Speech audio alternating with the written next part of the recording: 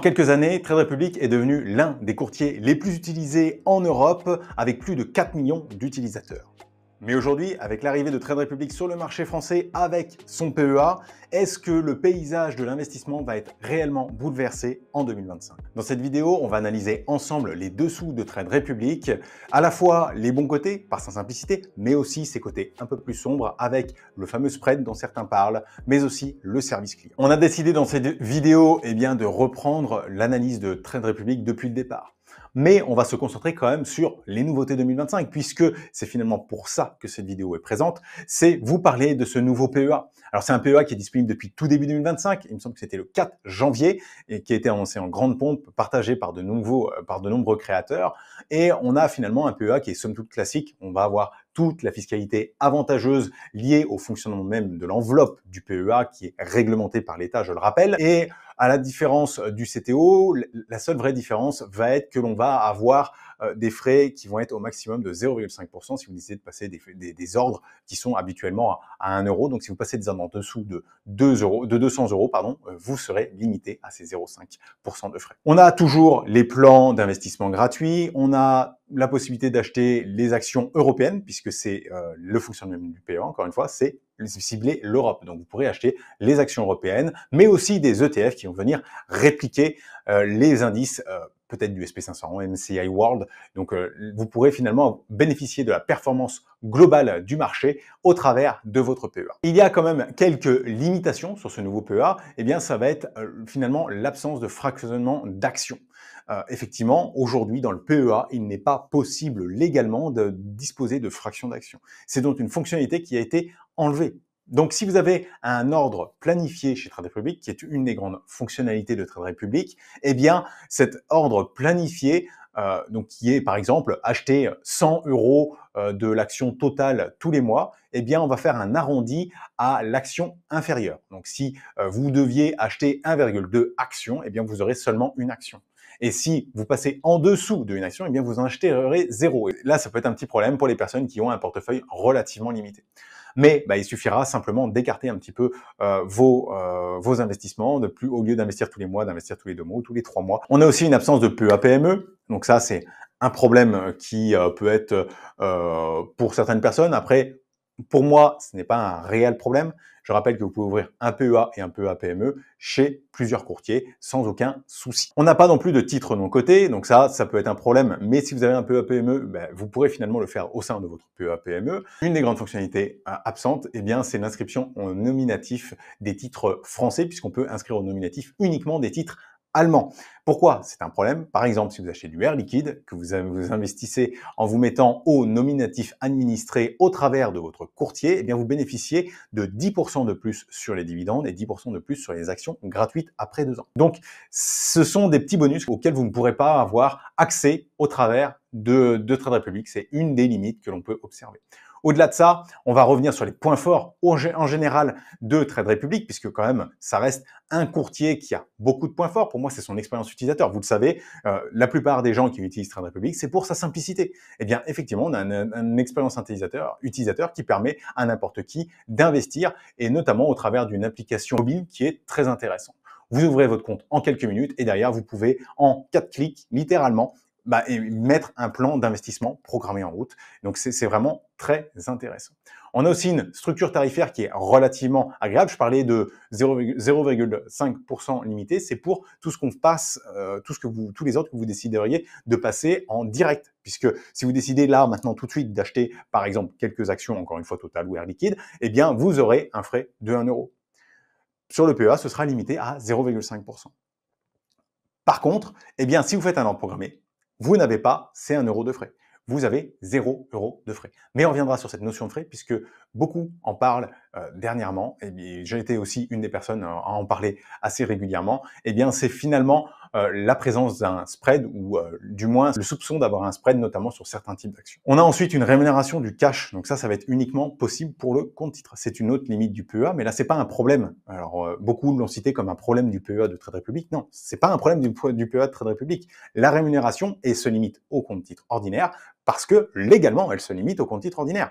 Vous n'aurez aucune rémunération de cash sur votre PEA, quel que soit le courtier. Et enfin, une fonctionnalité très intéressante, c'est aussi la carte bancaire qu'a ajouté Trade Republic l'année dernière, il me semble, ou en fin d'année 2023, à ces fonctionnalités. Ça vous permet bien d'avoir 1% de SafeBack. Donc, qu'est-ce que ça va être le SafeBack? Ce n'est pas du cashback. C'est-à-dire que vous ne récupérez pas cet argent directement pour vous, investisseurs. C'est de l'argent que vous devrez réinvestir. Et pour ça, pour pouvoir bénéficier de ce SafeBack, il faut quand même avoir, il me semble, un minimum d'investissement de 50 € par mois. Donc, il faudra mettre en place un ordre programmé de 50 € par mois. Ça limite un petit peu l'intérêt de ce SafeBack, puisque une personne qui serait pas forcément, comment dire, à utiliser les ordres programmés, ne pourra pas bénéficier de ce SafeBack. Mais il faut quand même noter que là, on a un couple qui est très intéressant, c'est la rémunération du cash plus la carte bancaire, parce que pour pouvoir utiliser la carte bancaire, ça veut dire avoir du cash, et ce cash est rémunéré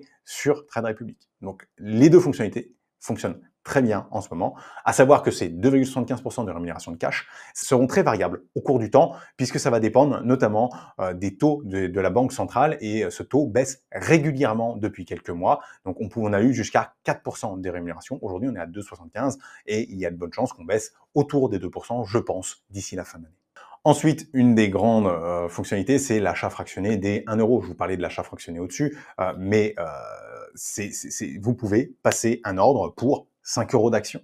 Donc, quel que soit votre budget, vous pourrez investir chez Trade Republic, notamment chez le compte titre ordinaire, puisque on l'a vu sur le PEA. Par contre, il faudra quand même acheter une action entière au minimum. Donc, si l'action cote à 150 €, cote à 40 €, ce seront les minimums à investir pour pouvoir acheter ces actions, notamment au travers des plans d'investissement automatisés.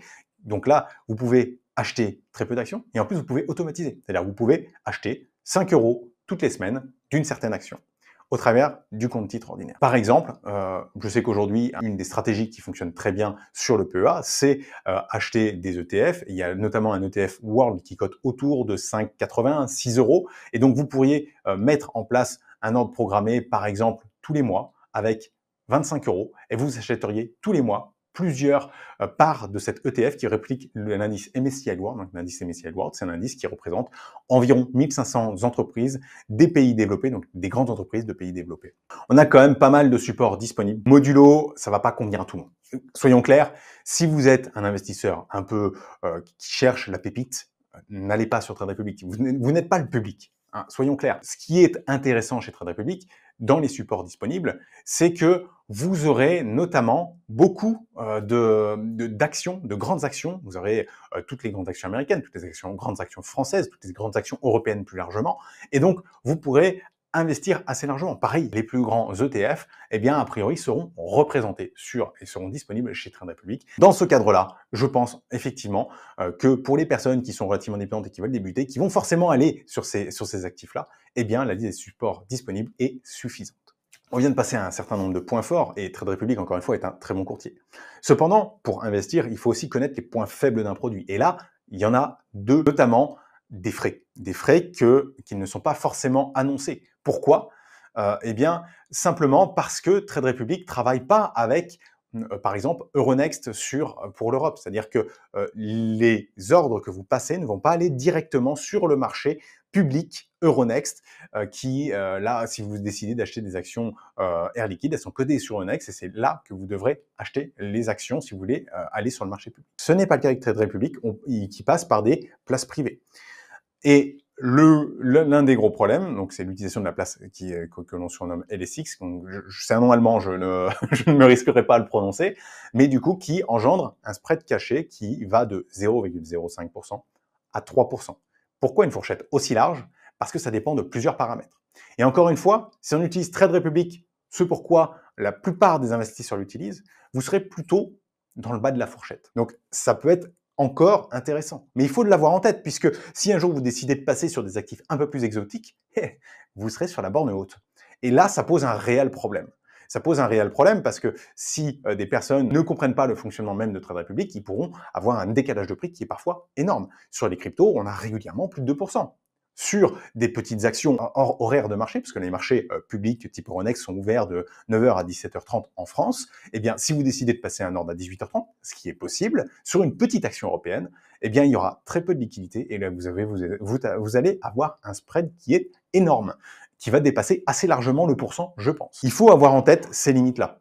Si vous décidez d'acheter du Google, du Amazon, les plus gros ETF, il n'y a pas de souci. Déjà, lorsque vous attaquez des ETF qui sont sur le PEA, le volume va être moindre, parce que souvent, ce sont des ETF qui sont relativement moyens en taille.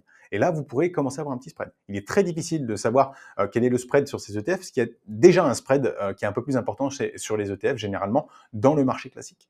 Donc, j'ai pas de chiffres à vous donner sur ceci. Je n'ai pas fait, honnêtement, les statistiques. Donc, il faut avoir ce point en tête. C'est important. Et globalement, pour réduire ce spread et pour avoir un spread qui est tout à fait correct, hein, c'est-à-dire que pour avoir entre 0 et 0,2%, on va dire, donc 0,2% commence à être élevé, mais si vous allez rester dans cette fourchette-là, finalement, si vous investissez pour du long terme, d'avoir 0,1% de spread, vous vous en fichez complètement.